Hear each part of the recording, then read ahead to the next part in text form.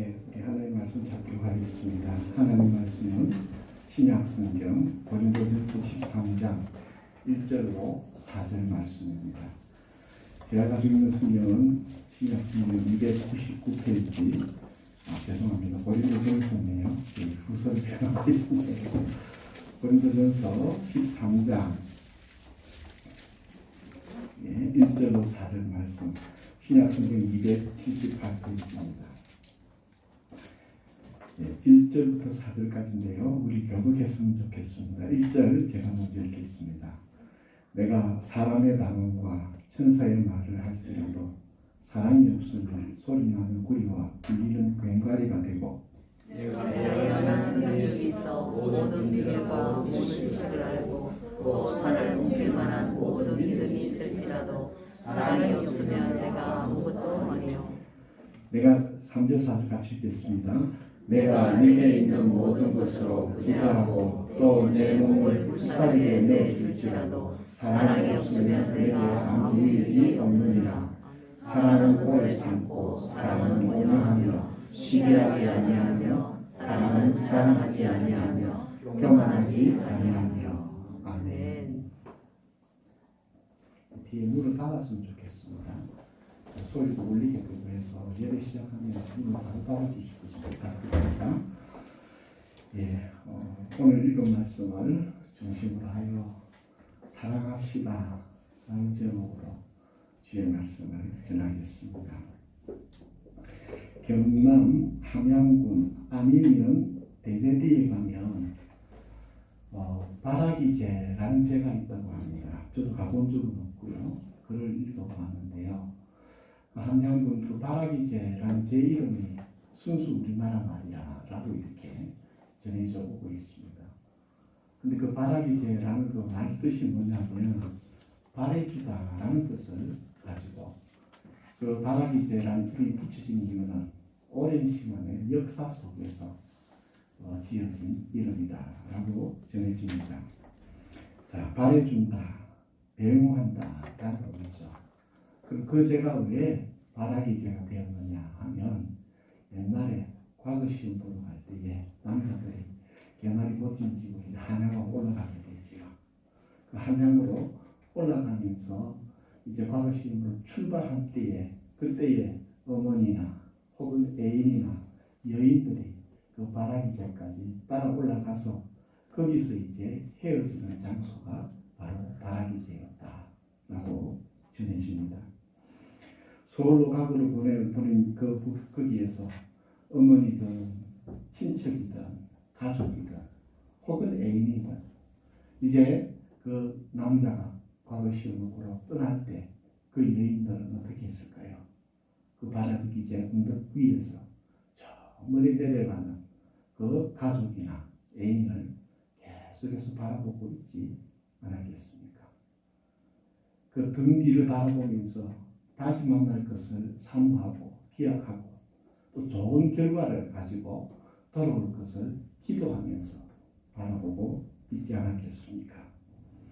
바래준다라는 말은 바라본다라는 의미를 가지고 있습니다. 그래서 이 바래주는 삶이 참 좋은 것 같습니다. 제가 목사이지만 목사라는 일이 바로 이 바래주는 일이 아닌가라는 것을 또 생각해 보게 됩니다. 하나님을 바라보고 성도들을 바라보고 이 세상을 바라보면서 그들은 자기 갈 길을 향하여 어디로 등을 보며 가고 있지만 그러나 다시 만날 그것을 기억하고 더 좋은 소식을 위해서 잠깐 헤어짐을 바라보면서 기도하고 또 쳐다보고 그 사람이 까맣적으로 사라져서 보이지 않을 때까지 쳐다봐주는 그 시간, 이 바라본다는 것은 다름 아닌 희망과 기도가 담겨있는 시간이라고 생각되어집니다.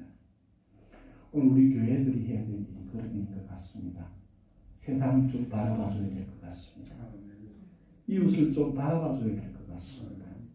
바라본다는 것은 뭐 빼먹을 거 없나, 이용할 거 없나, 득볼 거 없나 그런 관점으로 바라보는 것이 아니라 진정으로 이 시대를 함께 살아가는 자들로서 우리가 사랑을 담아서 마음을 담아서 정말 나 자신의 이익이 아니라 정말 그 사람의 목적과 뜻을 이루어지기를 간절히 중보하는 마음으로 바라보는 것이 아닌가라는 것을 생각해 보게 됩니다. 오늘 아침에 교회로 오면서 신호등을 하나 건너야 합니다. 저희 집에서 같은 길로서 쭉 내려가 보면 현대아파트에 보면 지하철 입구에 신호등이 하나 있습니다.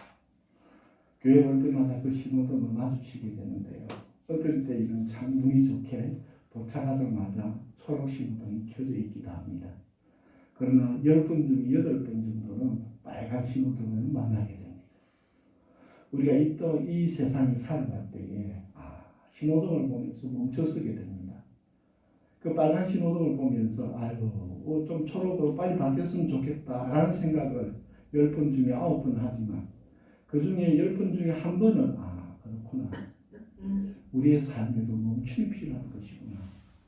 나는 지금 당장 바로 그냥 통과하고 싶지만 때로는 이 신호등이 빨간 신호등으로 멈춰라 할 때에 멈춰서서 기다리는 것이 우리가 해야 될 일이구나 라는 것을 생각해 보게 됩니다.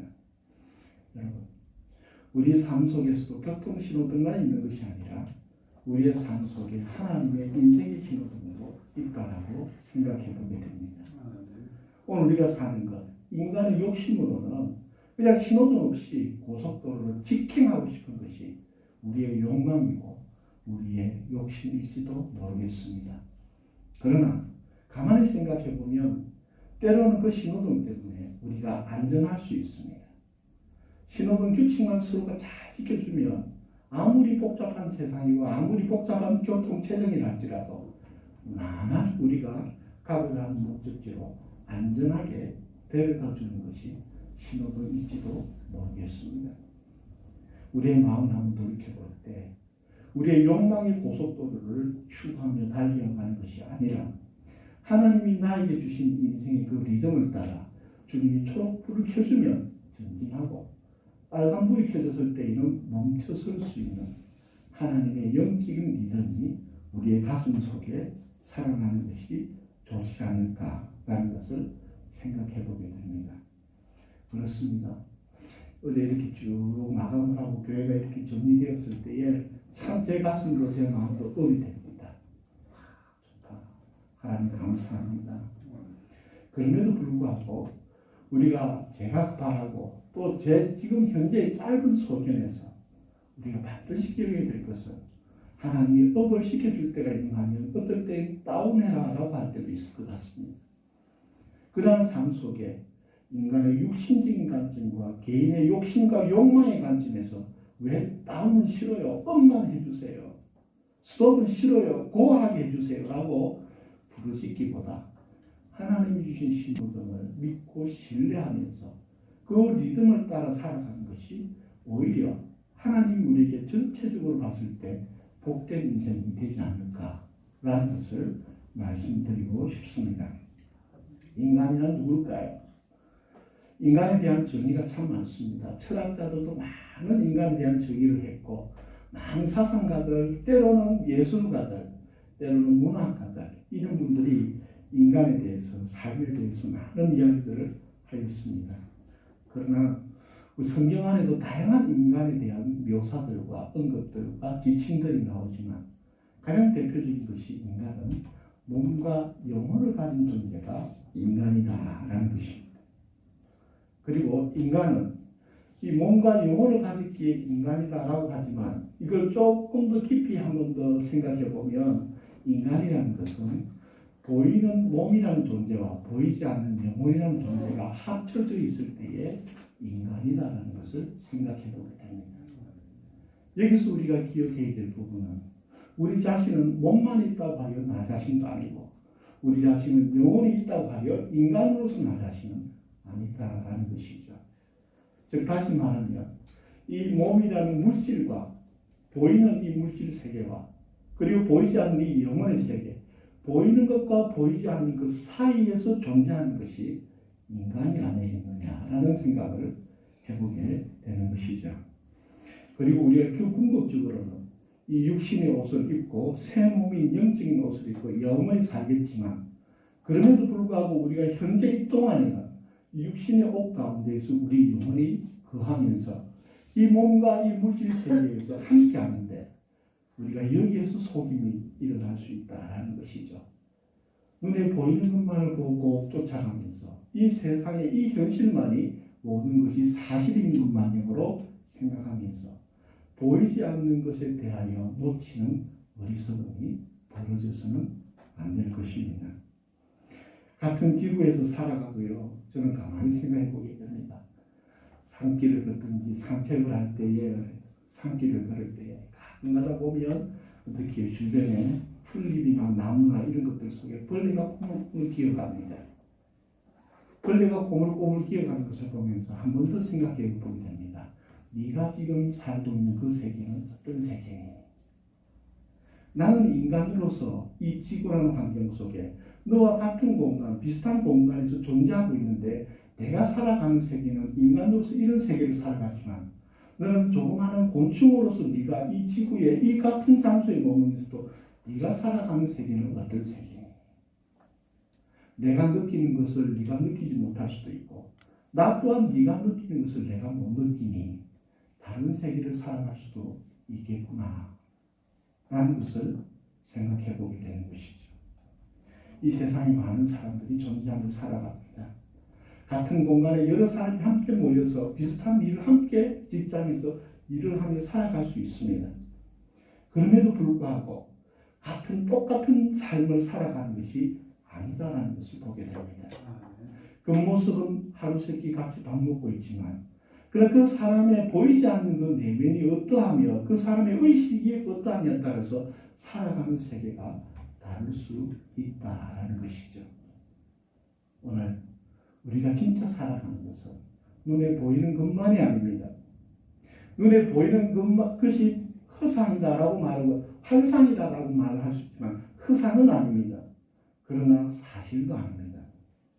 내 안에 있는 것과 내 밖에 있는 이 물질의 세계가 서로 교통하고 소통하고 조화하는 가운데 우리 자신이 형성되어 있다라는 것이죠.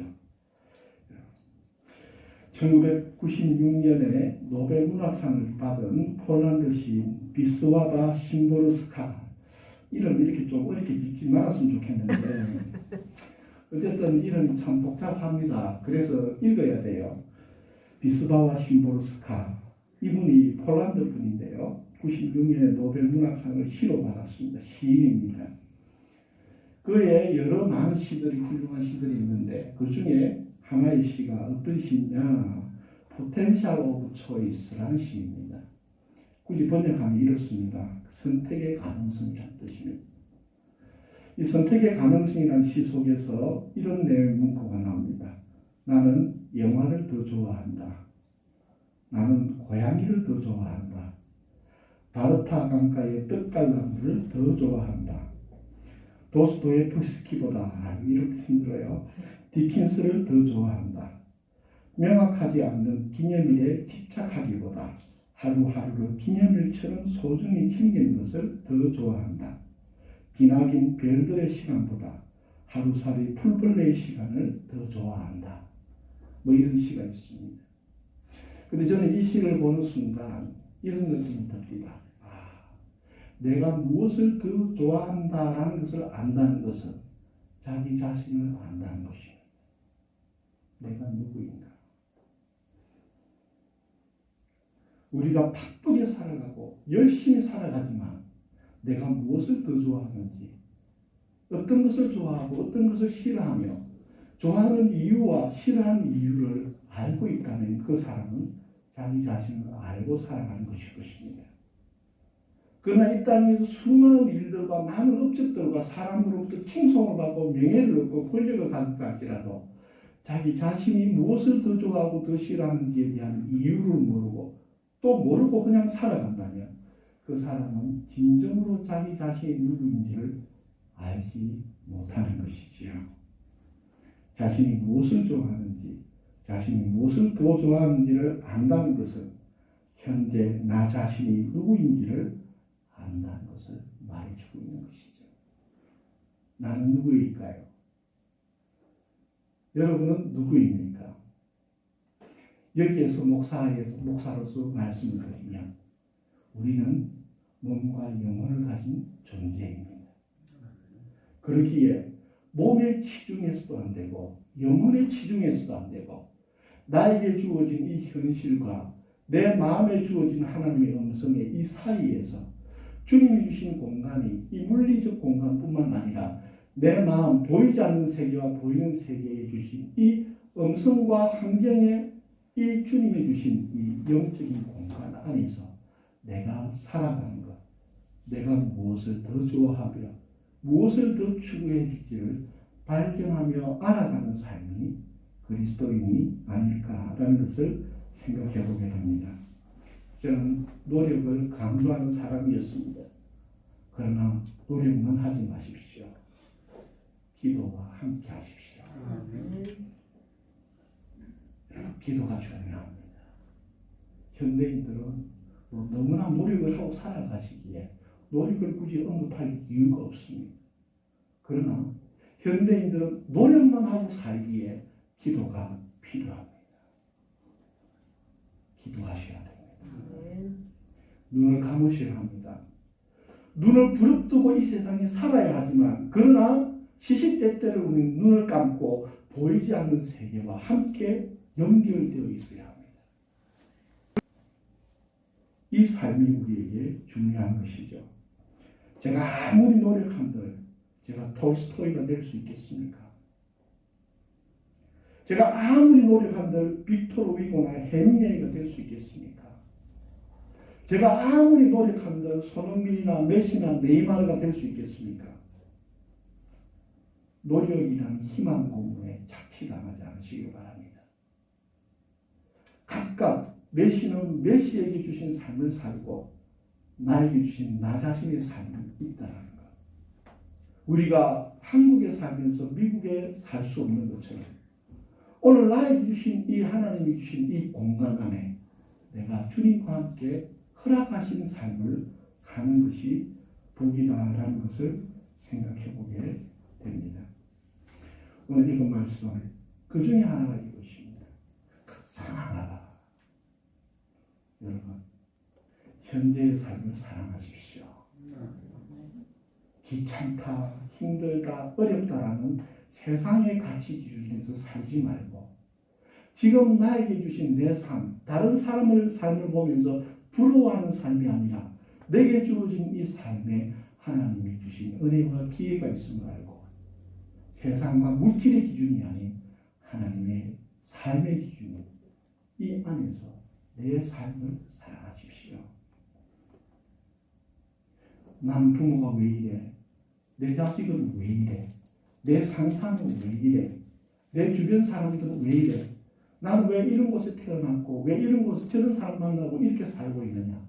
물론 얼마든지 생각해 볼 수는 있고 또 불평해 볼 수도 있을 것입니다.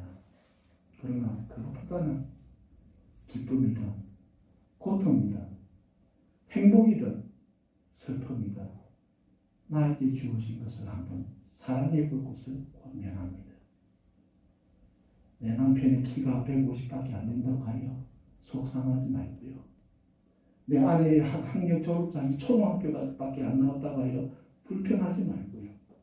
하나님 주신 그것을 감사함으로 한번 힘껏 온 마음껏 사랑해 보십시다. 우리에게 주어진 이 초장교회 한번 사랑해 보십시다. 나에게 주신 이 인생 육신적으로 다른 사람과 비교하여 좋다 나쁘다가 아니라 내게 주신 이 삶 자체를 한번 사랑해 보십시다. 사랑하면 모든 것이 가능해집니다. 우리의 욕심으로 사는 것이 아니라 사랑으로 한번 살아보십시다. 내 인생에 대해서 물질적인 것 비교와 경쟁 가운데 사는 것이 아니라 사랑으로 모든 것을 한번 견뎌내어 보는 것이 복되다라는 것이죠. 저는 한 번 더 말씀드립니다. 제가 여러분보다 나아서가 아니고 이런 말을 한다고 하여 제 자신이 뛰어난 것도 아니고 그럼에도 하루하루의 삶 속에서 오늘 우리가 배워야 할 것이 능력이나 재능보다 사랑을 배우는 것이 더 소중하다라는 것을 지금에 와서야 받아들일 수 있게 된 것입니다. 여러분, 자랑하지 마십시오. 사실 이 물리적인 세상에 현대인들이 살아가는 것은 우리가 돈을 벌려고 하는 이유, 노력하는 이유, 실력을 기르려고 하는 이유, 높은 자리에 올라가려고 하는 이유, 이 모든 것들이 무엇 때문입니까? 인정받고 자랑하려고 하는 게 있거든요. 인정받는 거 좋습니다. 다른 사람 칭송받는 거 좋습니다. 또 내가 한 것을, 내가 가진 것과 내 능력과 내 이룬 일들을 자랑하는 기분 좋습니다. 그러나 하나님께서는 우리에게 자랑이 아니라 사랑을 말씀합니다.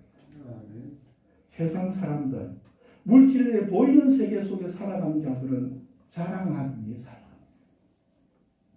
우리 그리스도인들은 자랑을 넘어선 사랑을 위해 살아갈 것을 주님이 가르쳐 주고 계십니다. 여러분, 아무리 우리가 높은 곳 대통령까지 올라가더라도 그 자랑은 언젠가는 끝이 납니다. 그러나 우리는 시골 촌구석에서 그냥 한평생을 살았다 할지라도 자랑이 아닌 사랑의 삶을 살았을 때에 그 삶은 많은 이들의 가슴 속에 영원히 남게 되는 것이죠. 오늘 저는 여러분들에게 도전드립니다. 볼품없고 부족하지만 우리 초장교회를 사랑해 보십시다. 예수 그리스도를 자랑하기를 넘어서서 사랑해 보십시다. 복음은 자랑이 아닙니다. 사랑입니다. 그동안 우리 교회 좋습니다. 우리 목사님 설교 잘합니다. 우리 교회는 이런 것도 합니다. 저런 것도 합니다. 자랑도 좋지만 사랑이 더 좋습니다. 오늘 우리가 진정으로 사랑의 삶을 살게 될 때에 예수 그리스도를 닮아가고 예수 그리스도의 뜻을 이룰 수 있는 비결이 여기 있는 줄 믿습니다. 일신의 행복이나 성공의 꿈이 아닌 주어진 삶의 사명이 사랑의 꿈을 채워가는 성도와 교회가 되기를 주님의